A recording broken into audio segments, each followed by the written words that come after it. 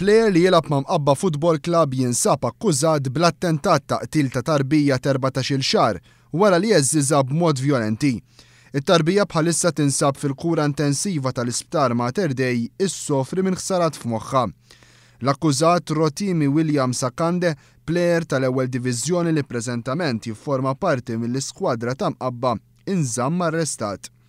Skont xhieda fil-qorti t-tifel iddaħħal l-isptar darbtejn. L-ewwel darba kien fil-5 ta' April u t-tieni darba fil-15 tal-istess xahar meta t-tarbija ma kienx konxja. Akwande huwa s-sieħeb ta' it-tarbija li bħalissa tinsab tqila fejn qed tistenna tarbija minn relazzjoni li kellha mal-akkużat. It-tabiba Mariella Manġon xedet fil-qorti illi meta t-tifel iddaħħal l-ewwel darba l-isptar l-om qalet illi kellu aċċessjoni u li s-sieħeb tagħha kellu iddaħħallu subaj f'ħalqu. Iżda meta xartin wara reġa' ddaħħal l-isptar, it-tifel kien kiesaħ u ma bedix jiċċaqlaq. Fl-isptar it-tarbija ġiet operata b'mod immedjat f'moħħha, iżda sal-lum baqgħet f'qada kritika u mhux esklus illi hemm ħsara permanenti fil-moħħ. It-tabiba qalet illi kollox kien kompatibbli ma' ċirkostanzi fejn it-tarbija tkun teżżed b'mod vjolenti.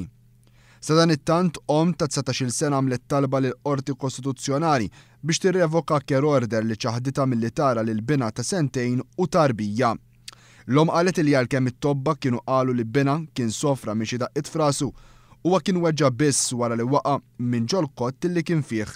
Dan wassal biex l-awtoritajiet ħorġu ordni ta' care order u għalhekk ġiet majta l-pulizija li ħadula bil-forza lil ulieda.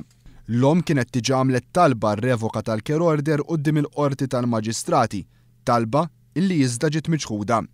It-tfajla ta' 19-il sena sostniet illi dan kien aġir abbużiv min-naħa tal-awtoritajiet, hekk kif qatt ma kellha rapporti ta' moħqrija fuq ulieda fil-passat.